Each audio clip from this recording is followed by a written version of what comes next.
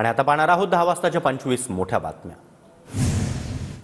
CSMT स्थानक परिसरामध्ये भीषण अपघात। बेस्ट बसच्या मागच्या चाकाखाली येऊन पादचाऱ्याचा मृत्यू।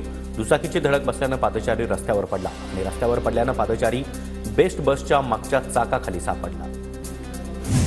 रस्त्याच्या मधोमध उभ्या असलेल्या तरुणाला भरधाव कारने उडवलं। तरुणाचा जागीच मृत्यू।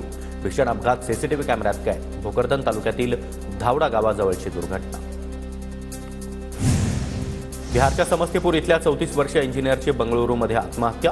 पत्नी आणि सासरच्या 5 जणांकडून मानसिक छळ होत असल्याचा आरोप। अतुल सुभाष असं आत्महत्या करणाऱ्या एआय इंजिनियरचं नाव।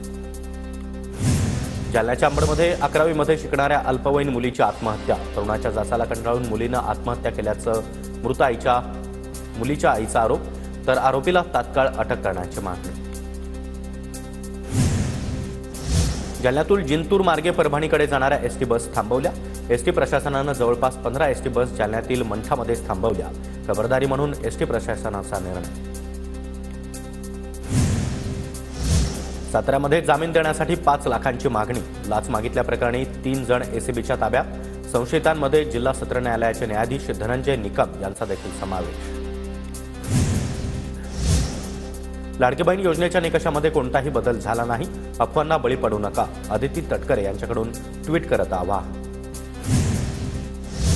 विधानसभा अध्यक्ष राहुल नार्वेकरांची पंतप्रधान मोदी यांची भेट घेतली। अध्यक्षपदाचा पदभार स्वीकारल्यानंतर दिल्लीमध्ये मोदींची भेट। नार्वेकरांनी ओम बिर्ला यांच्यासह इतर नेत्यांच्या देखील भेटी घेतल्या।